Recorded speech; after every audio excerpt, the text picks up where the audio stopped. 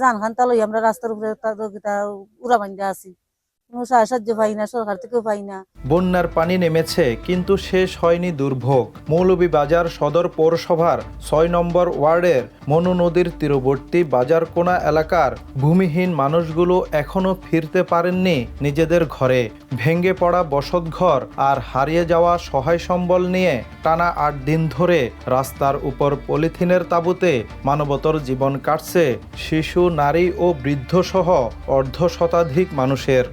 Tin থাকলে সাইডের বেড়া নাই, বেড়া থাকলে টিনের উপরে তার ছাদ লয়ে গেছে গিয়ে ফান নিয়ে, গরজ যে তামাল সামনে আসলো সব নিচে গিয়ে ফান নিয়ে ওই অবস্থাতে আছি। কিছুদিন আগে আইসল কয়েকজন, দুইজন খালি ভাত তরকারি দিয়া গেছিল, আর কোনো খোঁজ খবর নাই।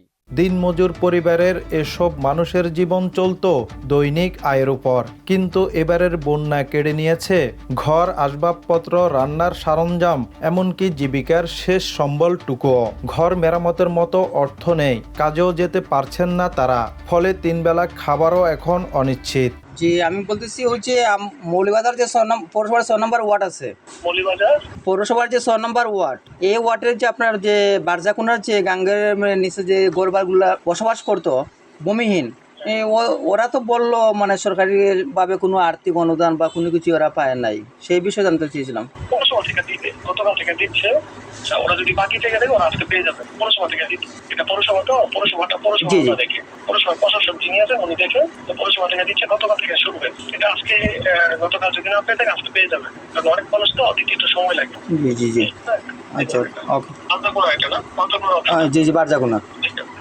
শুধু ঘর নয়, নষ্ট হয়ে গেছে অনেকের ক্ষুদ্র ব্যবসাও। ফুলের নার্সারি, গবাদি পশুর খাদ্য ও সংসারের প্রয়োজনীয় জিনিসপত্র সবই হারিয়ে এখন নতুন করে জীবন শুরু করার চিন্তায় তারা। তবে প্রশাসনের দাবি, ক্ষতিগ্রস্তদের সহায়তায় ইতোমধ্যে ত্রাণ বিতরণ শুরু হয়েছে। অল্প সময়ের মধ্যে সবাইকে সহায়তার আওতায় আনা হবে।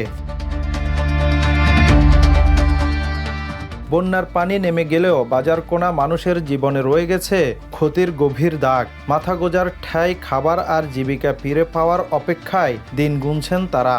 এখন তাদের একটাই প্রত্যাশা, দ্রুত সরকারি সহায়তা ও পুনর্বাসনের মাধ্যমে স্বাভাবিক জীবনে ফিরতে চান এই অসহায় পরিবারগুলো। Desk report, the news.